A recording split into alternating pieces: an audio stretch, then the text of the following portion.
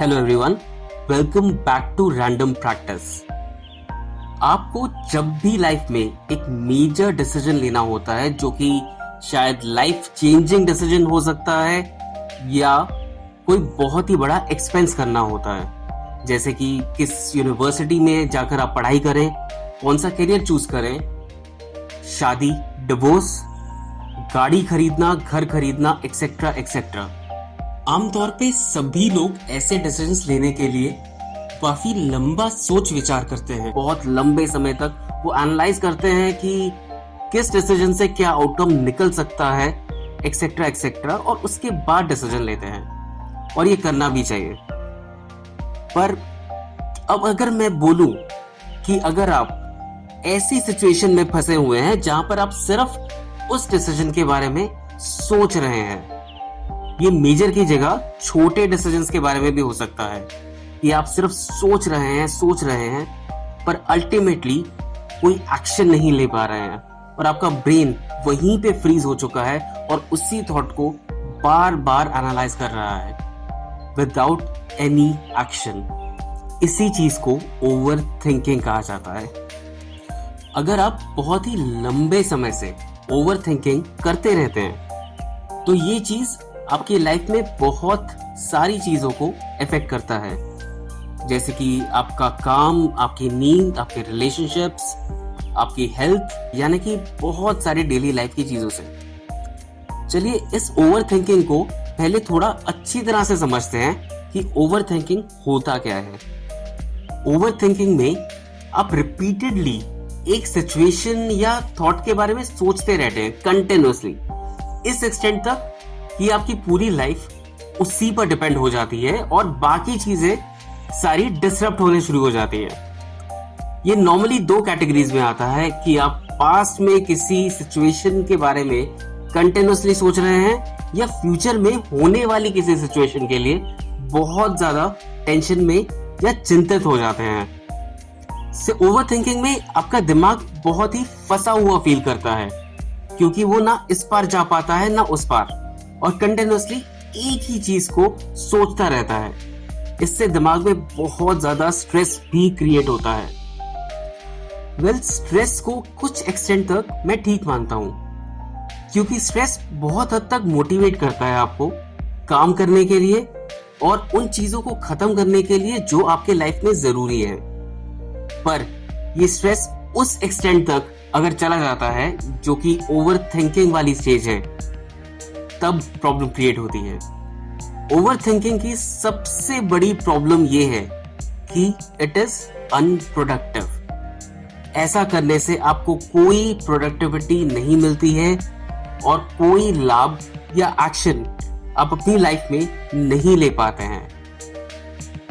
अब अगला सवाल है कि आप ओवर थिंकिंग के शिकार हैं या नहीं। इसके लिए कुछ साइंस हैं जो आपको नोटिस करने पड़ेंगे।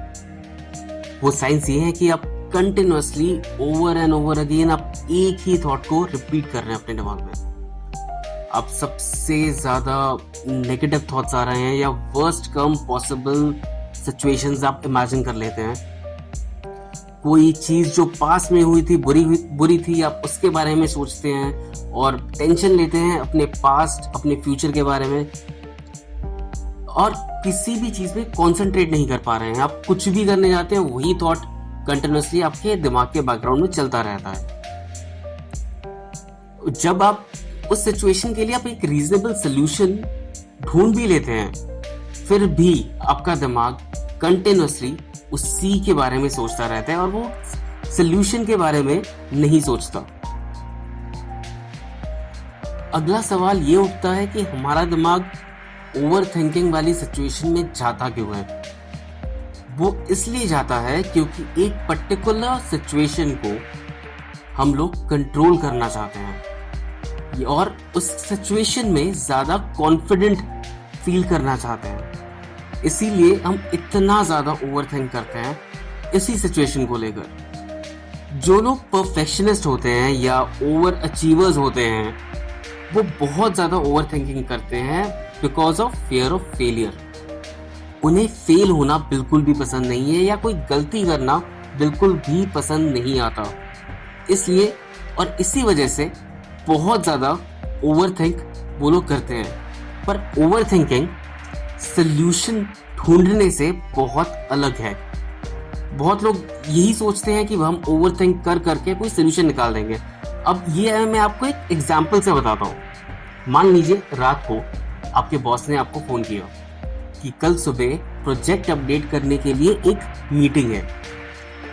अब जो ओवरथिंकर होगा उसके दिमाग में थॉट्स आएंगे कि ये मेरे साथ ही क्यों होता है, अगर मीटिंग ठीक नहीं गई तो हो सकता है मुझे नौकरी से निकाल दिया जाएगा या इंक्रीमेंट नहीं दिया जाएगा, एक्सेट्रा एक्सेट्रा।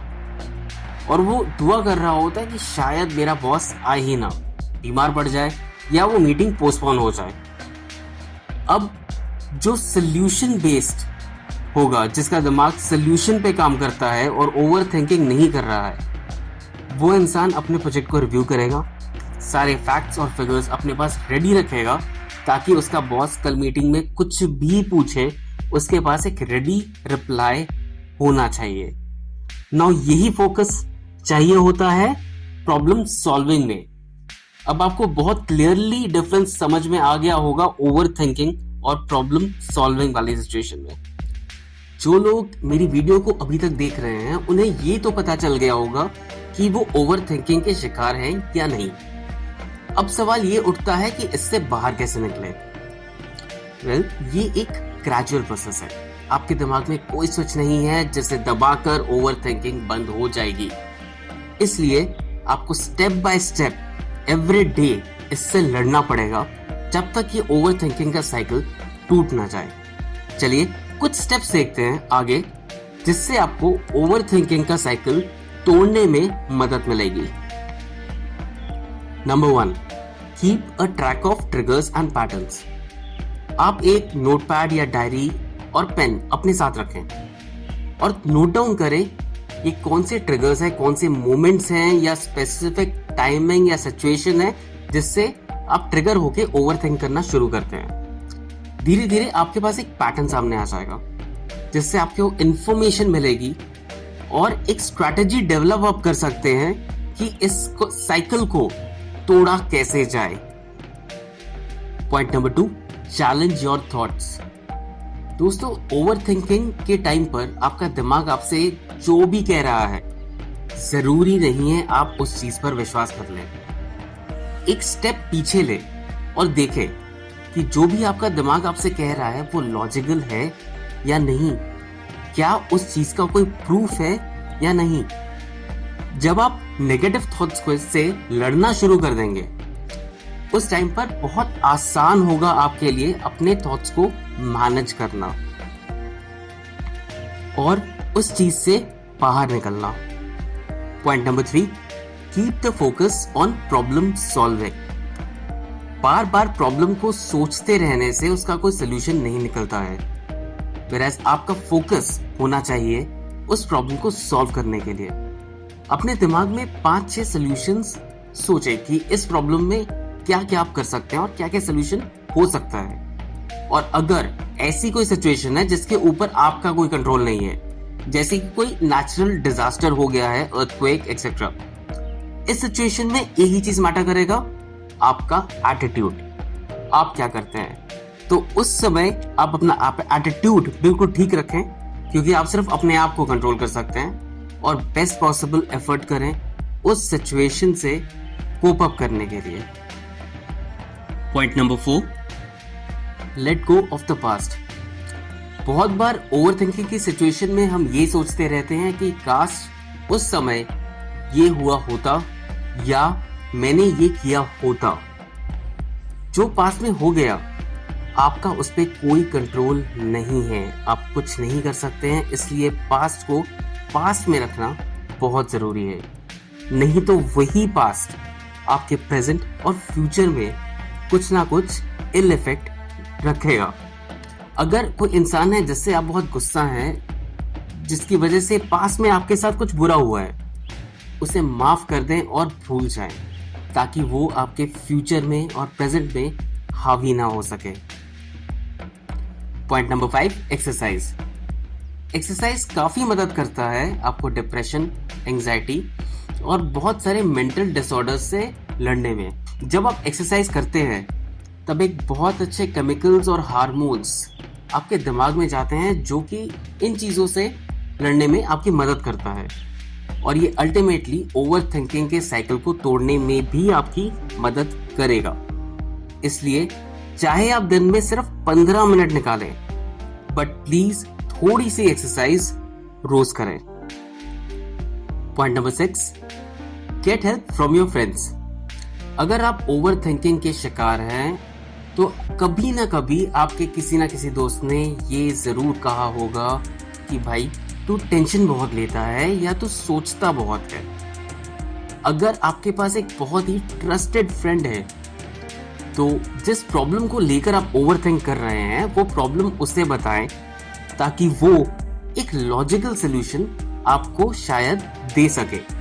पर इसमें ध्यान ये रखना है कि आपका दोस्त खुद ओवरथिंकिंग या डिप्रेशन का शिकार नहीं है।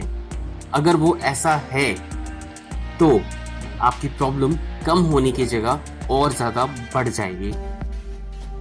Last point, seek help from a professional.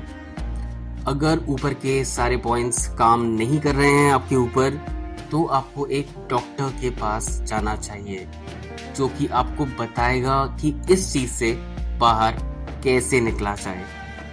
ये काफी इम्पोर्टेंट है क्योंकि अगर आप अभी बाहर ना निकले और ये चीज बढ़ती रहती है तो अल्टीमेटली ये एंजाइटी या डिप्रेशन में बदल जाएगी। तो इसलिए इससे पहले कि ऐसा हो तो प्लीज एक साइकियाट्रिस्ट या काउंसलर के पास जाएं, बात करें उससे, जो कि बेस्ट पॉसिबल सॉल्यूशन निकाल कर देगा आपको ओवरथिंकिंग से बाहर निकलने के लिए। वीडियो खत्म करने से पहले आपको एक बार पूरी वीडियो को जल्दी से समराइज कर देता हूं। ओवरथिंकिंग एक सिचुएशन है जब आप एक ही चीज को बार बार पूरा दिन पूरी रात सोचते रहते हैं पर कोई एक्शन नहीं लेते। बहुत ज्यादा ओवरथिंकिंग करने से आपको स्ट्रेस हो सकता है, एंजाइटी हो सकता है और आप डिप्रेशन में भी जा सकते हैं। अब इस चीज को रोकना कैसे है? सबसे पहले अपने ट्रिगर्स, जो चीजें ओवरथिंकिंग से लीड करती हैं, ट्रिगर्स और सिचुएशंस को नोट करें। थोड़ा अपने थॉट्स को चैलेंज करें। आपका फोकस हमेशा प्रॉब्लम सॉल्विंग में ही होना चाहिए। अपने पास्ट को प्रेजेंट और फ्यूचर पर हावी ना होने दें। थोड़ी सी एक्सरसाइज करें रोज, अपने किसी दोस्त की मदद लें और इनमें से कुछ काम ना आए तो किसी काउंसलर या किसी साइकियाट्रिस्ट की मदद लें इस चीज से बाहर आने के लिए।